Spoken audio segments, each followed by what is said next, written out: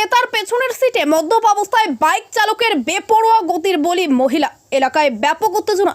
আজ রাত 11টা নাগাদ হাওড়ার ব্যাটারা থানার অন্তর্গত কদমতলা বাজারের কাছে আকণ্ঠ মদ্যপ অবস্থায় 23 নম্বর ওয়ার্ডের তৃণমূল যুব সভাপতি অভিজিৎ মণ্ডলের উপস্থিতিতে বাইকের ধাক্কায় মৃত্যু হলো এক মহিলার। বাইকটি চালাচ্ছিল ওই তৃণমূল নেতার ঘনিষ্ঠ অরুণাভ দত্ত নামের এক যুবক।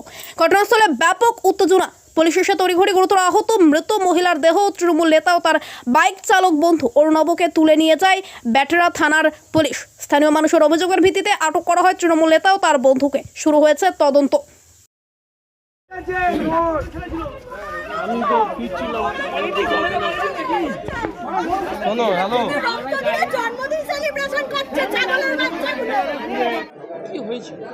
হয়েছিল বলতে 11টা নাগাদ যিনি মারা গেছেন তিনি আমাদের গেটের কাছে এসে দাঁড়িয়েছিলেন, বাড়ি যাবে বলেন।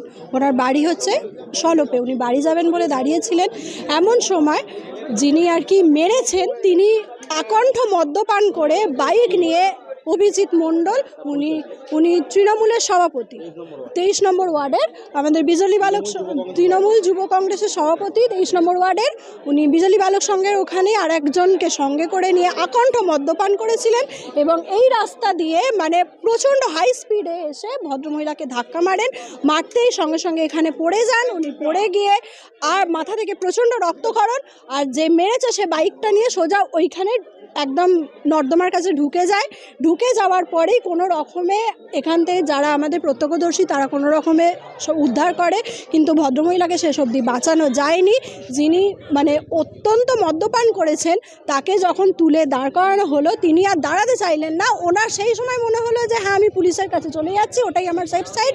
পুলিশের গাড়িতে উঠে উনি বেরিয়ে গেলেন। এখনও অবধি কিন্তু আমরা জানতে পারিনি তার কোনো রকম কি উনি কেমন আছেন বা উনি আদৌ ওনার কোনো কিছু হয়েছে কি না। কিন্তু মাঝখান থেকে আমাদের এখানে একজন যে ভদ্রমহিলা, নিরীহ ভদ্রমহিলা, ওনার কোনো দোষ ছিল না, উনি কিন্তু মারা গেলেন। এখন আমরা দেখছি যে মেরেছে, পুলিশ ধরেছে, গাড়িতে উঠিয়ে বলছে যে হাওড়া থানায় নিয়ে গেছেন। হাওড়া থানায় নিয়ে গিয়ে অর্চনা দত্ত, হ্যাঁ আমার নাম শতাব্দী ঘোষাল, হাওড়া থানায় নিয়ে গেছে ওনাকে। হাওড়া থানায় নিয়ে যাবার পরে আর যিনি দোষী তার আমরা কোনো খোঁজ পাচ্ছি না। পুলিশকে আমরা এখানে আনতে বলছি, উনি সেটাও নিয়ে আসছেন না। তো আমি এখনো চাইবো যে একটা সংসার পুরো নষ্ট হয়ে গেল এই কিছু কুকুরের বাচ্চার জন্য। শতাব্দী ঘোষাল। দেখুন, তখন 10টা 40 এরকম নাগাদ হবে। আমি সেই মুহূর্তে সামনে ছিলাম না, আমি প্রত্যক্ষদর্শী নই।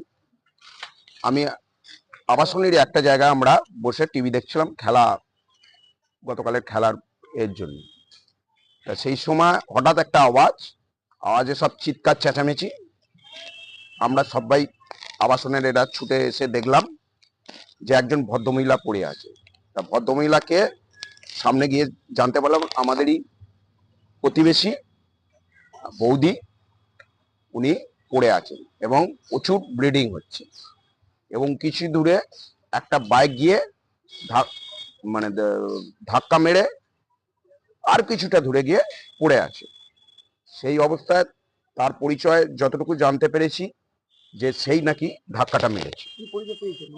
পরিচয় বলতে চারপাশ থেকে অনেক কিছুই শুনতে পাচ্ছি, অনেক কিছু করতে পারছি, কিন্তু সরাসরি তো আমরা কিছু জানি না। এই বিষয়ে তখন জানবার মতন আমাদের অবস্থাও ছিল না। আমরা দেখুন, এখনো সেরকম ভাবে রাত্রিরে আমাদের থানায় কেটে গেছে, এফআইআর লজ করতে সময় কেটে গেছে।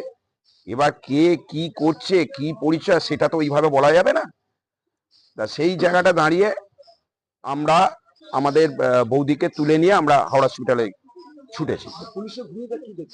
দেখুন, সেই মুহূর্তে আমরা যখন প্রায় 10-15 মিনিট পড়েছিল, সেই অবস্থায় আমাদের আবাসনের আমরা যারা আবাসিক ছিলাম, আমাদের পাড়ার ক্লাবের ছেলেরা মিলে সবাই মিলে ধরাধরি করে ওনাকে হাওড়া হসপিটালে নিয়ে যাই। সেই মুহূর্তে আমি কোনো পুলিশকে সেই মুহূর্তে দেখিনি। তার পরবর্তীকালে আমরা চলে যাওয়ার পর হসপিটালেই আমরা ব্যস্ত ছিলাম। এখানে তৎপরতা নাকি শুরু হয়েছে, এটা শুনেছি। এখন কি চাইছেন আপনারা? আমরা চাইছি সঠিক বিচার হোক, কারণ এই রিসেন্ট ওদের 2 সন্তান আছে, ছেলে, তার বাবা হারা হয়েছে। এখন বর্তমানে মা হারা। এ নয় যে মা অসুস্থ, জলজান্ত 1 মিনিট আগে যে মা তাদের সাথে কথা বলছিল, ফুল, বিভিন্ন পুজো সামগ্রী নিয়ে যাচ্ছিল, সে 1 মিনিটের মধ্যেই সে মারা গেছে। আপনারা শাস্তি দাবি চাইছেন? অবশ্যই আপনার নাম? ন্যায্য বিচার। আপনার নাম? আমার নাম শ্যামল সরকার।